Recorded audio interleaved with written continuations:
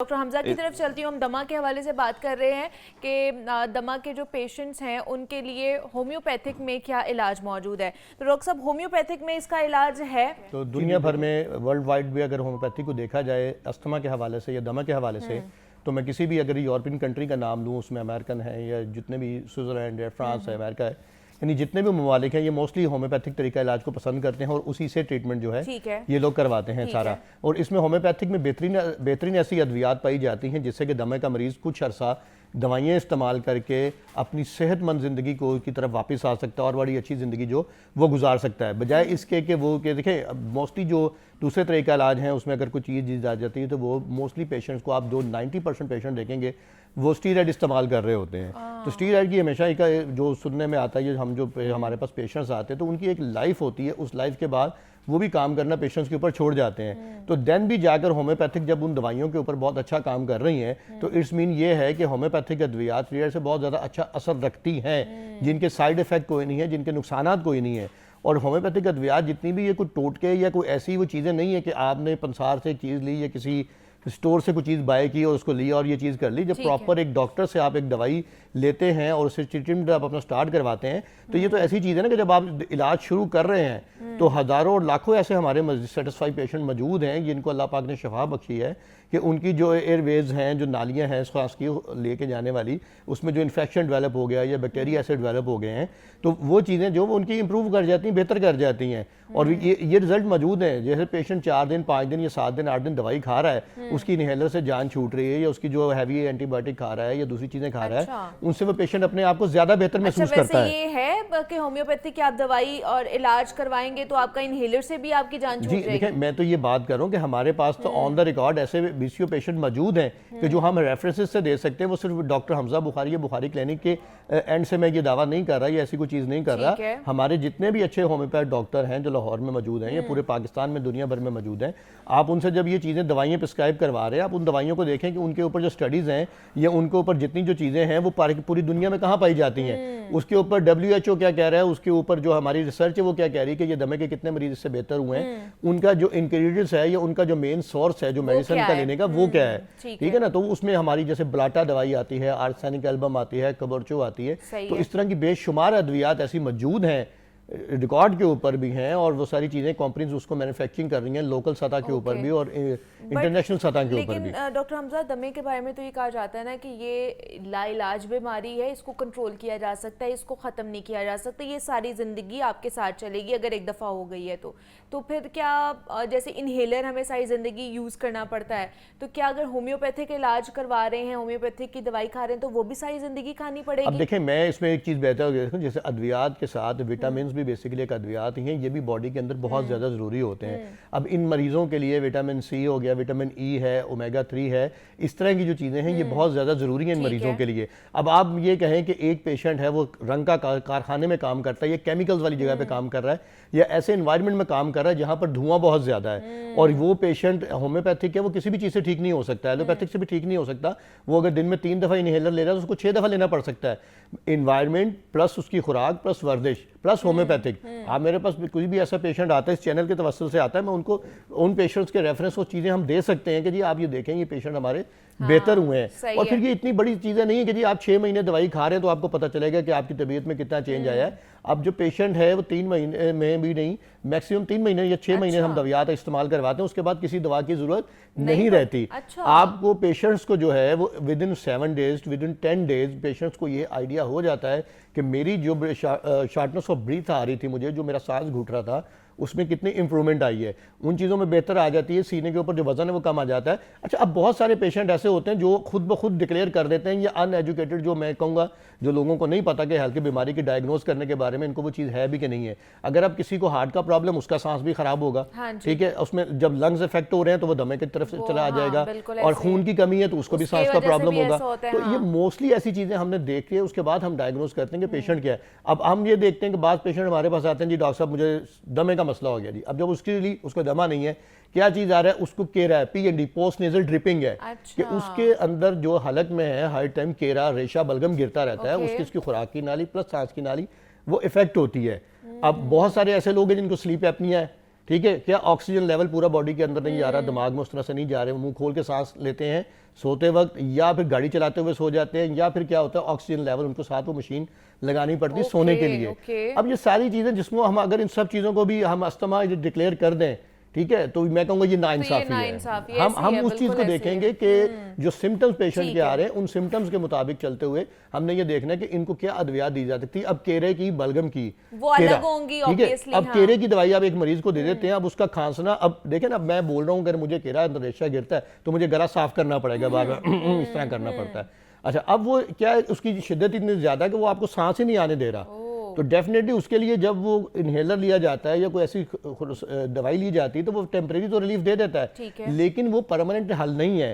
Homeopathic पूरा तरीका इलाज है, साइंसी असूलों के मुताबिक है, WHO से रिकमेंडेड है और दुनिया भर में जाना जाता है। अब जो लोग स्मोकिंग बहुत ज़्यादा करते हैं उनको सांस का प्रॉब्लम होता है, ठीक है, उनके लंग्स इफेक्ट हो रहे हैं, तो अब वो देखें, अब वो तो पेशेंट तो नहीं थे ना, उन्होंने खुद वो एनवायरनमेंट क्रिएट किया अपने लिए सही कि उन्होंने एक्सरसाइज नहीं ली। मैं ये करता हूँ हर पाकिस्तान में रहते हुए हर बंदे को डेली रात को स्टीम लाजमी लें, और जो लोग वॉक करते हैं 30 मिनट रोजाना, उन्हें मैं नहीं कहता कि कभी कोई दुनिया की कोई बीमारी लग सकती है, अल्हम्दुलिल्लाह, क्योंकि वॉक एक ऐसी चीज है कि ये आपके ब्लड सर्कुलेशन को, आपके हार्मोन्स को ये बिल्ड करती है, तो ये बहुत ज्यादा ताकत देती है। तो ये चीज नहीं है कि जी इसका इलाज पूरी दुनिया ही में, पूरी जिंदगी रहते तक, जब तक जिंदा है तब तक दवाई खाना, ये किसी चीज का हल नहीं है। मुमकिन है कि आप इससे छुटकारा हासिल कर सकते हैं, क्योंकि आगे जो इंटेंस मौसम आने वाला है ना, सर्दियों का मौसम, फॉग, स्मॉग वाला मौसम, ये भी दमा के जो पेशेंट है ना उनके लिए बहुत क्रिटिकल होता है। उनको दमे का अटैक बार बार होना शुरू हो जाता है, डस्ट की वजह से भी होना शुरू हो जाता है, मुख्तलिफ एलर्जीज़ की वजह से भी ये चीज़ होती है ना, तो उस पर भी बात करते हैं। और डॉक्टर साहब हमारे साथ ही मौजूद हैं। शेफ़ अली की तरफ भी चलते हैं, और शेफ़ अली, हमारा जो डायनामाइट चिकन है उसकी क्या प्रिपरेशन और क्या चीज़ें अब हमने करनी है? अब इसका ब्रेडिंग फ्लोर तैयार कर रहा हूँ मैं। अच्छा, इसमें सबसे पहले लेना मैदा, उसमें डालना कॉर्नफ्लोर स्टार्च। अच्छा, ठीक है, मैदा और कॉर्नफ्लोर डाला हमने, ओके। उसके बाद वाइट पेपर डालना है इसमें, ठीक है। वाइट पेपर के बाद आप डालना है इसमें सॉल्ट, ओके। जी, सॉल्ट डालने के बाद इसमें डालना है चिकन पाउडर, ठीक है। ये हमारा ब्रेडिंग फ्लोर तैयार हो जाएगा, ठीक है। तो अगर आपने इसको स्पाइसी करना तो आप इसको स्पाइसी कर सकते हैं, ठीक है। और इसमें थोड़ा सा हमने डालना, उसके बाद डालेंगे मस्टर्ड पाउडर, जी, ओके, ठीक है, ये कलर को चेंज करने के लिए। ठीक है जी, ये हमारा जो बैटर आप कह लें, बेटिंग पाउडर है वो आप उसको कह लें। इसके अंदर हम जो है ना वो अपने चिकन को टॉस करेंगे। जी, चिकन को टॉस करना, तो उससे पहले हमने ऑयल को अपना गर्म करना है। ठीक है, और ऑयल कितना गर्म होना चाहिए ये भी तो पता हो? ऑयल गर्म करना है 140 पे, 140 टेम्परेचर होना चाहिए उसका, ठीक है। अगर इससे ज्यादा होगा तो ये चिकन अंदर से कच्चा रहेगा, ऊपर से पक जाएगा। अगर सही है। और इसके एक दूसरा नुकसान ये है कि ऊपर से चिकन हार्ड होगा, लेकिन वो जी खाने के काबिल नहीं रहता, जो ऊपर से ज्यादा ब्राउन हो जाएगा। 140 जो है ना आपको ऑयल का टेम्परेचर होना चाहिए। जी। लेकिन वो घर पे हम कैसे जांच सकते हैं डॉक्टर शेफ अली? घर में आप एक पैरामीटर मिलता है, अच्छा, ठीक है, वो रख लें, उससे चेक कर लें आप, ठीक है। तो हम तो वैसे ऑलरेडी वैसे ही करते हैं। आप कैसे करते हैं? पैरामीटर से नहीं करते हैं? नहीं, पैरामीटर हम कम ही यूज करते हैं। अच्छा, आप लोग क्या, आपका कैसे तरीका है, आप कैसे चेक कर लेते हैं? ये हमने आप अब तो इतना मेरे ख्याल से एक्सपीरियंस हो गया कि देखकर ही पता चल जाता होगा। अल्हम्दुलिल्लाह, देखने से पास से गुजरते ही चेक हो जाता है कि कितना टेम्परेचर हो गया इसका। क्या बात है, वाह जी वाह। ठीक है जी, ये जो उन्होंने बेडिंग पाउडर बनाया था शेफ अली ने, उसके अंदर चिकन जो है ना हमारा मैरिनेटेड चिकन, जो स्पाइस लगे हुए और सॉसेस लगे हुए चिकन था, उसको टॉस किया और अब उसको हम लोग फ्राई कर रहे हैं। ठीक है, अब ये फ्राई होगा और उसके बाद जो डायनामाइट सॉस बनाई है, जी, फिर आप उसके अंदर इसको ऐड ऑन कर देंगे। जी, ऐसा ही है। ठीक है, और ये कितनी देर हम लोगों ने इसको करना है फ्राई? ये 7 मिनट्स। 7 मिनट्स के लिए हमने इसको फ्राई करना है।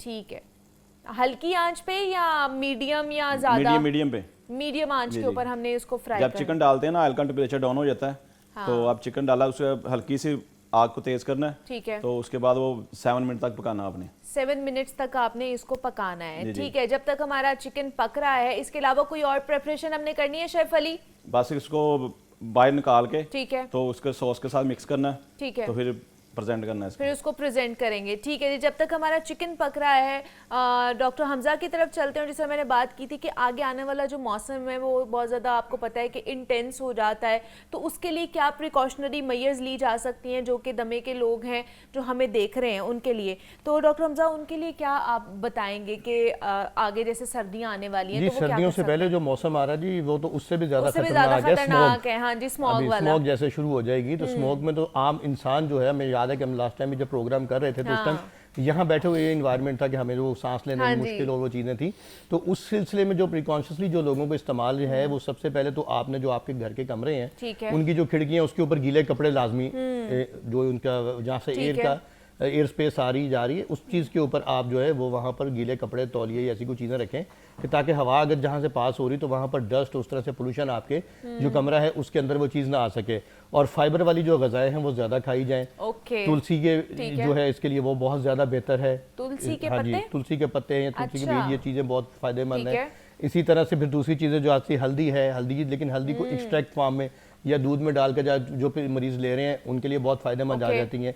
तो कुछ ऐसी जो नेचुरल रेमेडीज़ हैं जिनको हम लेके और अपनी आप को एक बेहतर लाइफस्टाइल के साथ हम इसको कर सकते हैं। और फर्दर जो होम्योपैथिक अद्वियात में मैंने बताया कि हमारे यहाँ बहुत सारी ऐसी कम्बिनेशन भी मौजूद हैं अद्वियात के और सिंगल रेमेडीज़ भी मौजूद हैं जिसमें हम जो टॉप की रेमेडीज़ हम देते हैं। जैसे कि कोरोना के दिनों में भी हमारी कुछ अद्वियात ऐसी थी कि जिन्होंने बहुत अच्छा काम मरीजों के ऊपर किया है। उसमें आर्सेनिक एल्बम हमारी एक टॉप ऑफ द रेमेडी, एक होम्योपैथिक मेडिसिन है जो कि दमा के मरीजों में प्लस कोरोना के मरीजों में इस दवाई ने अपने आप को बनवाया है। कोरोना में भी सांस का प्रॉब्लम हो जाता था, लंग्स का प्रॉब्लम। हाँ, और ये दवा इतनी ज्यादा उस टाइम इसकी मार्केट थी कि इंपोर्टेड किया, ये लोकल भी अवेलेबल नहीं थी पाकिस्तान में क्योंकि इसके इतने अच्छे रिजल्ट थे इस दवाई के। और इसी तरह से कुछ हमारे कैल्शियम सल्फ है, काली सल्फ है, नेट्रम सल्फ है, इस तरह की अद्वियात हैं। ब्लाटा है एक दवाई मैंने बताई है। अब बाज़ मरीज़ ऐसे होते हैं जिनका जो कार्डियक साइज वो इनलार्ज हो जाता है तो उन लोगों को भी जो है वो लंग्स का प्रॉब्लम साथ आना शुरू हो जाता है और सांस लेने में मुश्किल आती है। उसके लिए हमारी एक आई वायरस मेडिसिन आती है वो बहुत अच्छी है।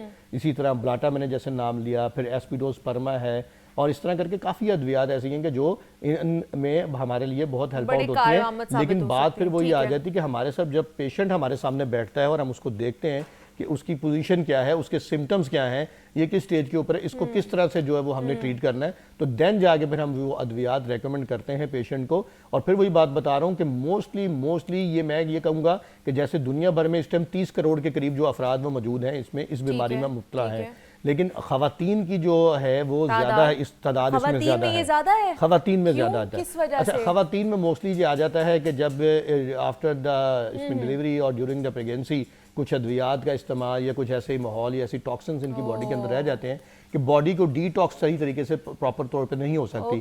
फिर खून की कमी, एक मैंने बताया कि ये खवातीन का मसला आपको पता है सबसे बड़ा, एनीमिया जो रह जाती है जो खवातीन, तो उसका जब इलाज किया जाता है। या फिर दूसरी चीज़ें इसमें अगर हम आ जाएं कि जैसे उनका इसमें विटामिन डी की डेफिशिएंसी आ जाती है, ये जब सब चीज़ें हम देख के और इनको प्रॉपर तौर के ऊपर डायग्नोज करते हैं, फिर मैंने वही बात कर रहा था कि जो लोग हम यहाँ पर सारा दिन जो शोर है और शोर हार्न का, गाड़ियों के हार्न का शोर है या सिलेंसर्स का, रिक्शों का दौर है, ये भी बेसिकली पोल्यूशन को पैदा करते हैं, पोल्यूशन जनरेट करते हैं। तो इससे भी बहुत ज्यादा जो है वो पेशेंट्स को और मरीज को जो है वो ज्यादा इफेक्ट होता है। होम्योपैथिक में आपके पास बच्चे भी आते होंगे दमा के पेशेंट, क्योंकि बच्चों में भी ये बहुत ज्यादा प्रिवेल करती जा रही है। मोस्टली जो बच्चों में हमारे पास आते हैं ना वो 5 साल 7 साल या 8 साल के बच्चे ऐसे होते हैं कि जिनको प्रॉब्लम हो रहा होता है, या जैसे जिन बच्चों में वीजिंग का प्रॉब्लम बहुत ज्यादा होता है। ठीक है ना, अभी 6 महीने का बच्चा है या 3 महीने का बच्चा है। अब ये देखें आप इस होम्योपैथिक अद्वियात की ये क्वालिटी आप देखें कि हम 3 महीने के बच्चे को भी 2 महीने के बच्चे को भी ये कतरे दे रहे हैं और वो सेफ हैं। ठीक है, तो उसमें ये चीज़ नहीं कहा जा सकती थी कि आप एक तो बड़ी 40 साल के 50 साल की उम्र के बंदे को ये दवाई इस्तेमाल कराना। नहीं, हमारे पास 3 साल के बच्चे, 3 माह के बच्चे, 6 माह के बच्चे भी आ रहे हैं कि सांस लेने में जब इनको प्रॉब्लम आ रही है, विजिंग है, उसमें से आवाज आ रही है, वो सारी बात माँ को पता चल जाता है उसमें या पेरेंट्स को, तो उसमें की आवाजें आ रही है ना, तो वो बेसिकली उसकी भी दवाई एंटीमोनियम टाट हमारी एक दवाई बहुत अच्छी है। टाट की ये बड़ों को भी यही दवाई दी जाती है और बच्चों को भी? बच्चों को भी यही दवाई दी जाती है, बड़ों को भी यही दवाई दी जाती है। दवाइयों को हमारे ऐसे नहीं है, लेकिन हाँ कोई साइड इफेक्ट तो नहीं हो जाता? मैंने बताया ना जी कि हम 40 साल के बंदे को भी वही दवा दे रहे हैं और हम 3 महीने के बच्चे को भी वो दवा दे रहे हैं और 6 माह के बच्चे को भी वही दवा दे रहे हैं। तो इसलिए ये नहीं कहा जा सकता कि होम्योपैथिक अद्वियात के किसी किस्म के कोई साइड इफेक्ट्स है। मैं वही पहले अपने इंट्रो में भी मैंने ये कहा था ना डॉक्टर साहब कि कुछ लोग हैं जो एलोपैथी नहीं उस तरफ नहीं जाना चाहते, वो उनका एतमाद ही होता है कि वो होम्योपैथिक की साइड पे जाएं, होम्योपैथिक दवाइयां खाएं। लेकिन लेक ऑफ एजुकेशन की वजह से ना हमारे यहाँ पर लोगों की इतना शऊर लोगों में है नहीं कि जो चीज जिससे सुनी सुनाई उसने बोल दिया। हाँ अभी जी। अगर कोई आजकल सोशल मीडिया पे बहुत सोशल ज्यादा मीडिया चीजें चल रही है ना, हर कोई आके बन जाता है डॉक्टर। हर कोई डॉक्टर बन जाता है। बात ये है ना कि आप पहले ये देखें कि जिससे आप इलाज करवा रहे हैं उस बंदे की रिप्यूट क्या है, क्या वो बंदा सिर्फ सोशल मीडिया के ऊपर बैठ के पैसे लगा के अपने आप को मशहूर कर रहा है, या वाकई उसको अल्लाह पाक ने वो इज्जत दी है या लोगों ने वो इज्जत दी है कि वो बंदा उस काबिल हो गया है कि ठीक है जी सही इलाज करवाया जा सकता है या नहीं करवाया जा सकता। सिर्फ जिसको दिखावा कहते हैं वो चीज़ें तो बेसिकली इलाज नहीं है ना। हमें उससे कोई मायने नहीं रखता कि आप एक किनाल के क्लिनिक में बैठे हैं या आप एक छोटी सी दुकान में बैठे हैं, आपकी रिप्यूट क्या है, आपकी रिप्यूट क्या है, आपके अल्लाह ताला ने आपको कितनी सलाहियत दी है ना, ये मैटर करता है। बंदा कैसा वो चीज़ें जब आप लेके चलते हैं तो फिर जारी बात है अल्लाह पाक आपकी हेल्प करता है और आपकी जो मामलात हैं, जो अद्वियात हैं, फिर वही बात है कि आप इसको सर्च करें पूरी दुनिया में कि होम्योपैथिक वर्ल्ड वाइड लेवल के ऊपर कितनी ज़्यादा इफेक्टिव है दमे के मरीजों के लिए। दमे के मरीजों के